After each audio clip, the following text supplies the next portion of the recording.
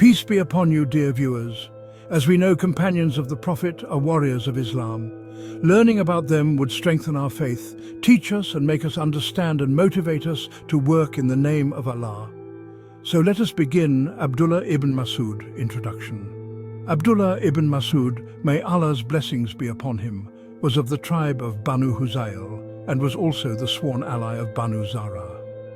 When he was still a youth, not yet past the age of puberty, he used to roam the mountain trails of Makkah far away from people, tending the flocks of a Quraysh chieftain, Uqba ibn Muayt. People called him Ibn Abd, the son of the mother of a slave. His real name was Abdullah, and his father's name was Masood. The youth had heard the news of the Prophet, may Allah send peace and blessings upon him, whom had appeared among his people, but he did not attach any importance to it, both because of his age and because he was usually far away from Meccan society. It was his habit to leave with the flock of Uqba early in the morning and not return until nightfall. One day, while tending the flocks, Abdullah, may Allah's blessings be upon him, saw two men, middle-aged and of dignified bearing, coming towards him from a distance. They were obviously very thirsty and tired. They came up to him, greeted him, and said, "Young man, milk one of these sheep for us, that we may quench our thirst and recover our strength." "I cannot," replied the young man. "The sheep are not mine. I am only responsible for looking after them." The two men did not argue with him. In fact, despite their thirst, they were extremely pleased at his honest reply. The two men were the blessed Prophet, may Allah send peace and blessings upon him himself, and his companion, Abu Bakr Siddiq Mai. Allah's blessings be upon him. They had gone out on that day to the mountains of Makkah to escape the violent persecution of the Quraysh. The young man in turn was impressed with the Prophet, may Allah send peace and blessings upon him and his companion, and soon became quite attached to them. Back acceptance of Islam. It was not long before Abdullah ibn Masood, may Allah's blessings be upon him, became a Muslim and offered to be in the service of the Prophet. May Allah send peace and blessings upon him. The Prophet, may Allah send peace and blessings upon him, agreed. And from that day, the fortunate Abdullah ibn Masood, may Allah's blessings be upon him, gave up tending sheep in exchange for looking after the needs of the blessed Prophet. May Allah send peace and blessings upon him. He was the sixth man to accept Islam. Abdullah ibn Masood, may Allah's blessings be upon him, remained closely attached to the Prophet, may Allah send peace and blessings upon him. He would attend to his needs both inside and outside the house. He would accompany him on journeys and expeditions. He would wake him when he slept. He would shield him when he washed. He would carry his staff and his siwak, toothbrush, and attend to his other personal needs. It was for these reasons that the Sahaba, may Allah's blessings be upon him, took to calling him Sahib-i-Siwak, bearer of the siwak, Sahib-i-Nalayn, bearer of the slippers, Sahib-i-Mutahara, bearer of the water, and also Sahib-i-Wisada, bearer of the bedroll. Back the Prophet's appreciation, Abdullah ibn Masood, may Allah's blessings be upon him, received a unique training in the household of the Prophet, may Allah send peace and blessings upon him. He was under the guidance of the Prophet, may Allah send peace and blessings upon him. He adopted his manner and followed his every trait until it was said of him, he was the closest to the Prophet, may Allah send peace and blessings upon him in character. Abdullah was often mistaken as one of the blessed household. Abu Musa Ash'ari, may Allah's blessings be upon him, says, "When we came from Yemen, we thought for some time that Abdullah, may Allah's blessings be upon him, was a member of the blessed household, because Abdullah, may Allah's blessings be upon him, and his mother were constantly coming and going in the Prophet. May Allah send peace and blessings upon him presence." Furthermore, the Prophet, may Allah send peace and blessings upon him, once said to Abdullah, may Allah's blessings be upon him, "O Abdullah, may Allah's blessings be upon him, you do not need permission to enter my house. You are always welcome." Back Abdullah ibn Masood's Quran, Abdullah, may Allah's blessings be upon him, was the best at reciting the Quran among the companions, and he understood it better than them all. He was therefore the most knowledgeable on the Sharia. Nothing can illustrate this better than the story of the man who came to Umar ibn al-Khattab as he was standing on the plain of Arafat and said, "I have come, O Amir al-Mu'mineen, from Kufa, where I left a man filling copies of the Quran from memory." Umar, may Allah's blessings be upon him, became very angry and paced up and down beside his camel, fuming. "Who is he?" he asked. "Abdullah ibn Masood, may Allah's blessings be upon him," replied the man. Umar's may Allah's blessings be upon him anger subsided and he regained his composure. "Woe to you," he said to the man. "By Allah, I don't know of any person left who is more qualified in this matter than he is. Let me tell you about this." Umar, may Allah's blessings be upon him, continued. One night the messenger of Allah, may Allah send peace and blessings upon him, was having a conversation with Abu Bakr, may Allah's blessings be upon him, about the situation of Muslims. I was with them. When the Prophet, may Allah send peace and blessings upon him, left, we left with him also, and as we passed through the mosque, there was a man standing in prayer whom we did not recognize. The Prophet, may Allah send peace and blessings upon him, stood and listened to him, then turned to us and said, "Whoever wants to read the Quran as fresh as when it was revealed, then let him read according to the recitation of Ibn Abd, may Allah's blessings be upon him." After the prayer, as Abdullah, may Allah's blessings be upon him, sat making supplications, the Prophet, may Allah send peace and blessings upon him, said, "Ask, and it will be given to you. Ask, and it will be given to you." I said to myself, I should go to Abdullah ibn Masood, may Allah's blessings be upon him, straight away and tell him the good news of the Prophets, may Allah send peace and blessings upon him, ensuring acceptance of his supplications. I went and did so, but found that Abu Bakr, may Allah's blessings be upon him, had gone before me and conveyed the good news to him. By Allah, I have never yet beaten Abu Bakr, may Allah's blessings be upon him, in the doing of any good. In another hadith, the Prophet, may Allah send peace and blessings upon him, said, "Learn the Quran from 4 people, Abdullah ibn Masood, Salim Mawla Abi Huzaifa, Ubay ibn Ka'b, and Muaz ibn Jabal, may Allah's blessings be upon him." The Prophet, may Allah send peace and blessings upon him, has also said, "Read the Quran in the same manner as Abdullah ibn Masood, may Allah's blessings be upon him, teaches." Note, the most popular and widely read qiraat is that of Imam Hafs. He relates from Imam Asim Kufi, and he in turn relates from Abu Abdul Rahman Abdullah ibn Habib as-Sulmiyi, who relates from Uthman ibn Affan, Ali ibn Talib, Abdullah ibn Masood, Ubay ibn Ka'b, and Zayd ibn Thabit, may Allah's blessings be upon him. They all in turn relate directly from the Prophet.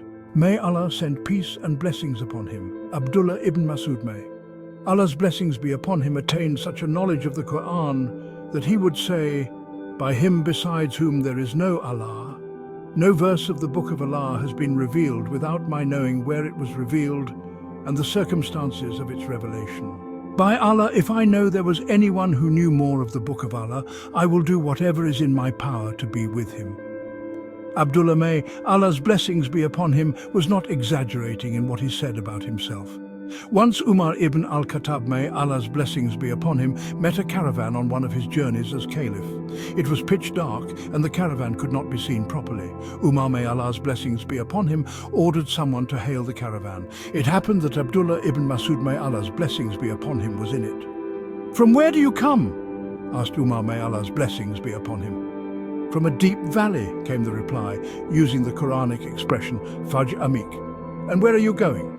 asked Umar, may Allah's blessings be upon him. "To the ancient house," came the reply, using the Quranic expression, Al-Bait al-Atiq. "There is a learned person, Alim, among them," said Umar, may Allah's blessings be upon him, and he commanded someone to ask the person, "Which part of the Quran is the greatest?" "Allah.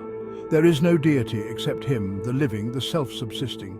Neither slumber overtakes him nor sleep," replied the person answering, quoting the Ayat al-Kursi, the verse of the throne. Which part of the Quran is the most clear on justice? Allah commands what it just and fair, the feeding of relatives. What it, the most comprehensive statement of the Quran. Whoever does an atom's weight of good shall see it, and whoever does an atom's weight of evil shall see it. Which part of the Quran gives risk to the greatest hope? Say, O my servants who have wasted their resources, do not despair of the mercy of Allah. Indeed, Allah forgives all sins. He is the forgiving, the compassionate. Thereupon Umar, may Allah's blessings be upon him, asked, "Is Abdullah ibn Masood, may Allah's blessings be upon him, among you?" "Yes, by Allah," the men in the caravan replied. The Prophet, may Allah send peace and blessings upon him, had always desired to make Ibn Masood, may Allah's blessings be upon him, a leader of men. As it is clear from the following words of the Prophet, may Allah send peace and blessings upon him. "If I was to make anyone a leader over someone without consulting anyone, I would make Ibn Masood, may Allah's blessings be upon him, a leader." Back Abdullah's knowledge. Abdullah ibn Masood, may Allah's blessings be upon him, would refrain from narrating hadith in fear of mistakes. However, when he did narrate a hadith, he was very particular and precocious in what he attributed to the Prophet, may Allah send peace and blessings upon him. He would turn pale and quake in fear whenever he accidentally attributed something to the Prophet, may Allah send peace and blessings upon him. Even though the Prophet, may Allah send peace and blessings upon him, has said, whatever Ibn Masood, may Allah's blessings be upon him, narrates to you, believe him. Whenever he gave a verdict, he would attribute it to himself, saying that it was his own opinion and that it was from Allah if it was correct, and that it was from himself and Satan if it was incorrect. For this reason, many fatwas have been attributed to Abdullah, may Allah's blessings be upon him, instead of the Prophet, may Allah send peace and blessings upon him. Imam Nisai writes in his Sunan, a man married a woman, then he passed away before he could consummate his wedding or set a dowry for his wife. When the issue was placed before the Sahaba, may Allah's blessings be upon them all, they advised them to go to Abdullah, may Allah's blessings be upon him. When they came to Abdullah, may Allah's blessings be upon him, he tried to avoid them and told them to ask someone else. Finally, he relented and said, the woman will receive mer-e-mithal. If the verdict is correct, it is of Allah. If it is incorrect, then it is of Satan and I. Neither Allah and the Prophet, may Allah send peace and blessings upon him, are responsible for it.